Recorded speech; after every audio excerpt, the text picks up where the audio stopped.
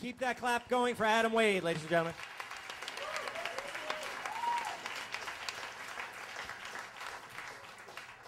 How you doing? My name is Adam Wade. I'm originally from New Hampshire. Growing up in New Hampshire, when I was really young, my parents were really into a singer by the name of Roy Orbison.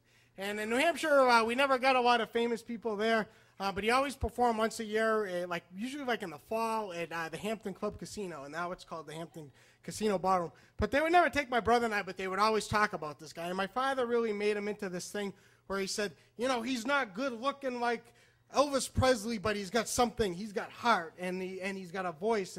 And I just always remember hearing that. And then they finally purchased, they're a little cheap, but they finally purchased a Roy Orbison Greatest Hits cassette. And I was able, for the first time, to put a face to him. And Roy Orbison, God bless his soul, he's passed, but he's not the best-looking guy in the world. In the photo, they could have taken a better photo of him for the album cover. It was a really bad photo. But I love this guy, and we used to listen to him often. And when I was in 4th grade, something exciting happened. It was my first love, and she was a 6th grader, and her name was Mary Ellen Winters, and it was at the Webster Elementary School. And I was in Mrs. DeMars' class, and she was in Mrs. Fernandez's class. So what I would do is I'd walk the hallway every day at the end of class, and she'd always be there, and I'd see her at recess. But I had a camera, and I never brought that my grandfather gave me. And one day when I was walking down the hall, I was just very shy, and I just went like that, and I took the photo, and I kept walking. And it was a really quick thing, but I wanted to have something to look at. And I developed those pictures, and it was almost like there was no flash, so it was almost like a silhouette of this girl. But I had a photo of her, and it made it was like one of my prized possessions, and I had it. It wasn't dirty or anything, but I have it at my bed, and I look at it when I say my prayers and stuff. So it was this big thing, so we had 2 recesses a day, and basically I was 2 years younger. I would not stalk her, but I would always be watching her. I didn't hang around with my friends because I was in love with this girl, and basically what would happen is the first 2 minutes of recess when we were outside, her and her boyfriend, who was a pretty boy, he would be talking, Tom Conway, he'd be talking to her, and then he'd go play kickball with her friends. And then it was Adam time. I thought, it was wide open. She was right there. But Jim Burke, he was a 6th grader, and he was like the bully of the school. So I was very petite, but a little chubby, but I was short. And he would come, I was like a ball, like you could bounce me.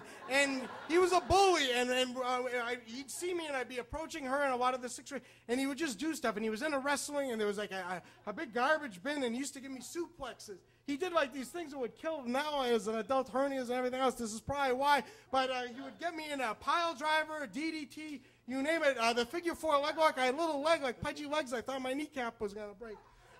But after 10 minutes of beating the crap out of me and me just bouncing around, he got bored. And then he went on to another kid to beat up. And so it gave me 2 minutes to be with Mary Ellen. And so it was good. And I would dust myself off and I go after her. I go, Mary Ellen. And some days she would talk to me, but other days she'd run away. It was really odd. She was a complex girl, you know what I mean? And I tried. There was no clue whatsoever that she liked me, as I could tell you. But late at night, I would listen to the Roy Orbison tape on it was a little compact recorder, and I would listen to that tape so much that the sides of the tape, the lettering disappeared. And I'd listen to the song called Running Scared. Now, and this was my dream. I had little dreams, and Running Scared is a song about Roy. He sings in his voice, and he's battling against this pretty boy, and he's having a relationship on the DL. And so in my mind, I was Roy, and Tom Conway was the pretty boy, and Mary Ellen was the woman. And so me and Mary Ellen were having this thing, but then there was the showdown with Tom Conway. And so the last verse goes, then all at once he was standing there, so pure of himself, or sure of himself, his head in the air. My heart was breaking. Which one would it be? You turned around and walked away with me. And like, it gave me so much hope. I got emotional. It gave but listening to that in my dream world, in my bed, my little bedroom with the photo, and then we played over and over and over again. And for some reason, there was hope. But sadly, they graduated and nothing ever happened. And they went to junior high at Hillside, and I became a 5th grader. But now as I grow up, I'm 33, I'm unemployed, I'm kind of a loser. I go for girls that are out of my reach and stuff. But when I'm on with my iPod shuffle and I'm walking, or I'm on the Greyhound bus home, or I'm thinking, am I ever going to get a call for a job? And then it's all junk mail on my phone. I listen to that song and something changes, because you know when people say, like, when I was younger, when I was in 4th grade, I'm so different now. Well, I'm 33. I'm exactly the same.